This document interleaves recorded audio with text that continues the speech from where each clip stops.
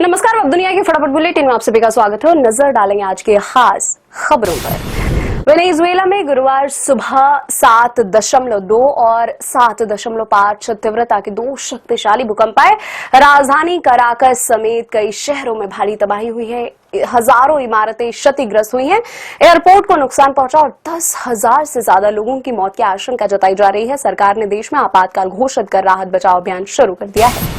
प्रधानमंत्री नरेंद्र मोदी ने वेनेजुएला में भूकंप पर दुख जताया है। उन्होंने कहा कि वेनेजुएला में तबाही से दुखी हुए मृतकों के परिजनों के प्रति संवेदनाएं व्यक्त करते हुए पीएम मोदी ने कहा, भारत हर संभव मदद के लिए तैयार है। भूकंप के समय वेनेजुएला की राजधानी कराकस में एक बेसबॉल मैच चल रहा था। अचानक आए भूकंपों की वजह से पूरा स्टेडियम हिल गया और सिर्फ खिलाड़ी ही नहीं बल्कि दर्शक भी घबरा गए। भूकंप के झटके से डरकर खिलाड़ी और दर्शक स्टेडियम छोड़कर भाग निकले। जापान के उत्तरी हिस्से में 6.9 तीव्रता का भूकंप आया। इसके झटके टोक्यो समेत कई इलाकों में महसूस किए गए। दहशत के मारे लोग घरों से बाहर निकल आए। हालांकि अब तक किसी बड़े नुकसान या सुनामी की कोई सूचना नहीं है।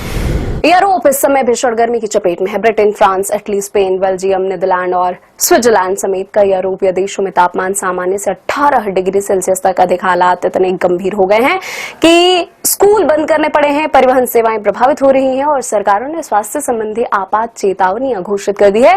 मौसम विशेषज्ञों ने आने वाले दिनों में और अधिक गर्मी पड़ने की चेतावनी दी है। ट्रंप ने कहा, हॉर्मुज जल डमरू मध्य में जहाजरानी या समुद्री गतिविधियों पर किसी भी तरह का शुल्क उनके लिए अस्वीकार्य होगा। इस पर ईरान ने जवाब दिया कि अमेरिकी हस्तक्षेप जारी रहने तक क्षेत्र में शांति नहीं आ सकती है। दक्षिण कोलकाता के तारातला ट्रांसपोर्ट डिपो के पास निर्माणाधीन गोदाम का एक शेड गिरने से 8 लोगों की मौत हो गई। मलबे में दबे 20 लोगों का रेस्क्यू कर लिया गया है। लापरवाही के आरोप में 3 लोग गिरफ्तार।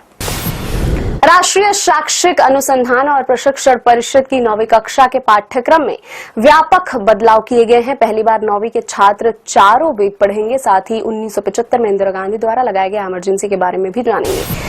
आयरलैंड और इंग्लैंड के दौरे के लिए वैभव सूर्यवंशी टीम इंडिया में शामिल। 15 वर्षीय इस स्टार खिलाड़ी को मैच के दौरान ड्रेसिंग रूम में अलग चेंजिंग रूम दिया जाएगा।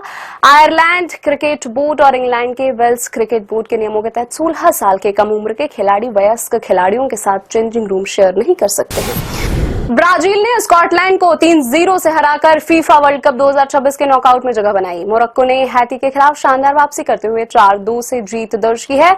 स्विट्जरलैंड ने कनाडा को हराकर ग्रुप बी में शीर्ष 9 हासिल किया।